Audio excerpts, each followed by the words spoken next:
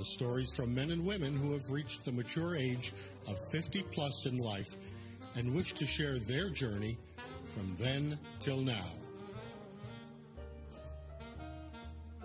Watch it. I mean, I just got myself immersed in this acting thing. I mean, I'll watch Inside the Actor's Studio. I'll watch any documentary where a director's talking about actors or actors are talking about them, and I just want to absorb it all, you know, because I want to do this until I can't move anymore. That's great. I can't walk. That's great. Well, I'm so impressed that you were able to basically start this so late in life. I mean, relative to the other careers that you've had.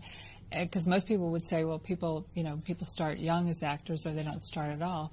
And you're just a wonderful role model for people that, you can do it. Well, the answer is you never stop till you stop. Exactly. Or until you believe you can't. Yeah, Yeah. I mean, nobody told me I couldn't be an actor. Don't you love it? Why not? Why not? Yes. Yes. And if I found out that I really was bad, I don't think I would embarrass myself and go out there and do it. And then maybe I'd look for something else. Right. But right. It's funny because you juggle things. When I finally retired from the workaday world, I call it, where I was working every day and that kind of thing, and I find I'm as busy now as I was then. No question about it. And sometimes I wonder. Some days I don't do anything. I just chill out. But there are other days when I go and go and go, and I say, how did I do all of this? I was working full time, Right. But you do. You do, yeah. And I think that's what keeps you young. So my advice to anybody, don't ever think you're too old to do anything. Right. If you feel like you want to do it, learn about it, explore it, and jump in. Right. Yeah. Well, I'm sure one of the things that really helped you to keep getting the work is the fact that you do see yourself as an actor now. When you're first getting started, it's harder for you to see yourself as an actor. I mean, you're sort of surprised that these things come along or whatever. And if you don't have the confidence that you can do it, then that shows and you don't get the work. But once you know you're an actor, the whole world knows it too. Yeah. So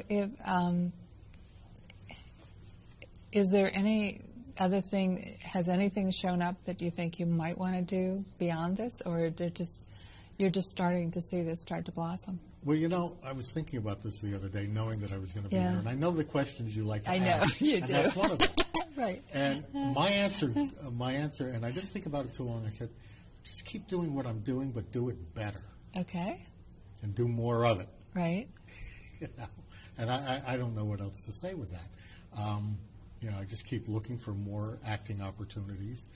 I think the other side of me comes out with my dad, and this gets into some other things, but my father was very civic-minded. Okay.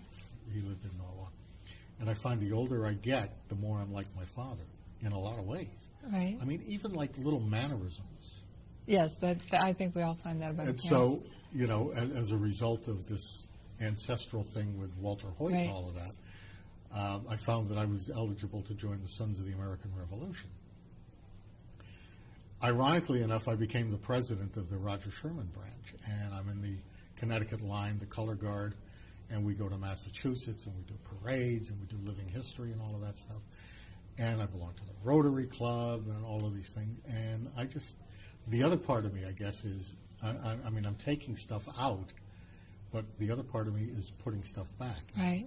And I find that you need to do both. Yeah.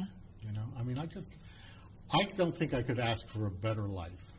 I mean, I'm not a millionaire or any of that stuff. Right. I don't sit back clipping coupons for all of these. But I have had one heck of a life. I love it. I can't wait to see what's going to happen next. I think that probably is one of the best definitions of being ageless, is that you can't wait to see what happens next. Mm-hmm. And I said the same thing. I said, you never stop. Why would you want to stop? What's to stop from? Right. And I run into people that are, living learning centers and that kind of thing. And we all seem to gravitate to each other because we all have the same vitality about life, the same energy about life, and the same curiosity. Right. Not only about life, but about all the things that go on around you. Right. And I can't wait. I just get up and say, okay, what's next? That's great. Yeah, I think that would probably be my mantra, what's next? Thanks so much for joining us, Bob. And thank you for joining us for Ageless. And remember that when you're in love with your life, you are ageless. An interview show highlighting the accomplishments of men and women age 50 and over.